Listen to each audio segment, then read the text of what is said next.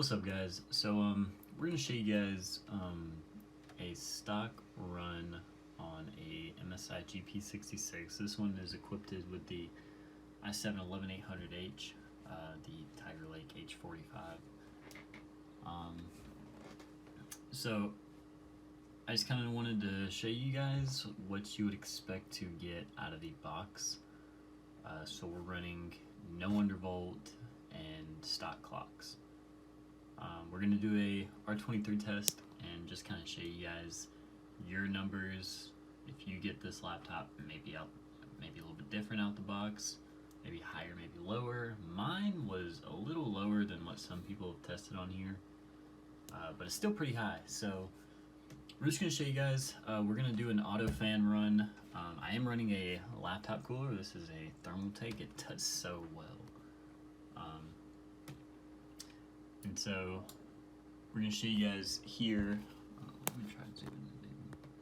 So we are on no undervolt for the core and the cache, and as well as power limits are about stock. So that's what you'll see. It says 90 watts, but it won't pull that high. So this card will actually pull up to about 70-75 watts. It sustains about 70, but for some reason I've only been able to pull up to about maybe a max of like 65 watts, and it typically will just stay there at about 60, 61. So we're gonna do a r23 test. We're gonna show you guys what we get. So let's do it.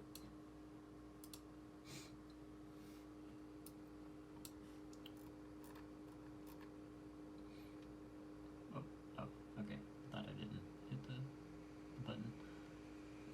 So our clock speeds here are about 35x, which is strange because I've done a few of these tests before in the past and it boosted up to about 38x or 3.8 gigahertz.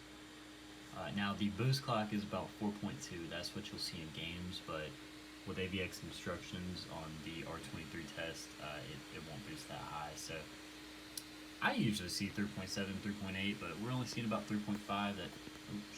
That shouldn't change the test too much, but our temperatures here are only about 85. That is the max I see with this thermal application.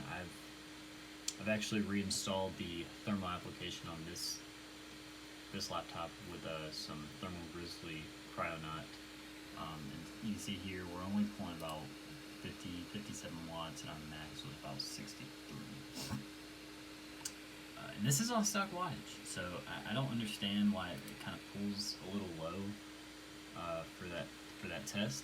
It will pull a little higher in games, but not like the 75 watts that this thing can pull.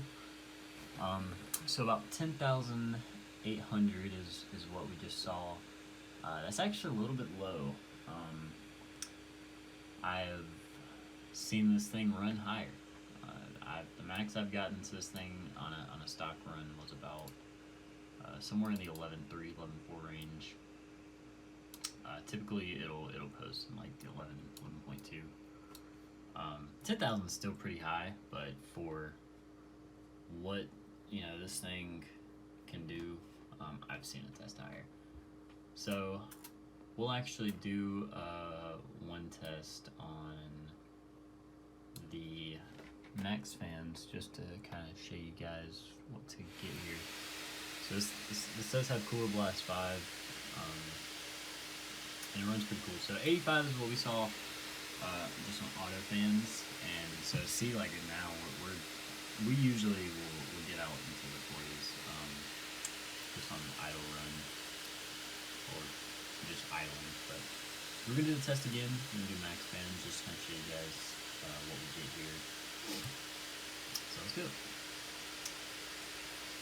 Maybe the test will be different if I didn't have a custom duration on, but I think I have it set for 1 minute. But so about 82 is what we get with max fans. So a few degrees cooler, and this is also with the laptop cooler on about max. So see, we're still only pulling about 35, 36x here, or 3600 megahertz. And see, we're pulling about 60 watts. So 65 was the peak at the beginning of the test. So something kind of tells me, I don't know if it's something in BIOS, but I've seen this thing pull higher, for sure. And see, even says here, it's about 76.3. It's fucking max wattage.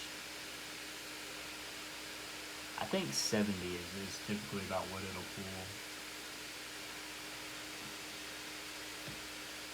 But the temperatures just run a few degrees lower for this test. And see here, we got about almost 11,100.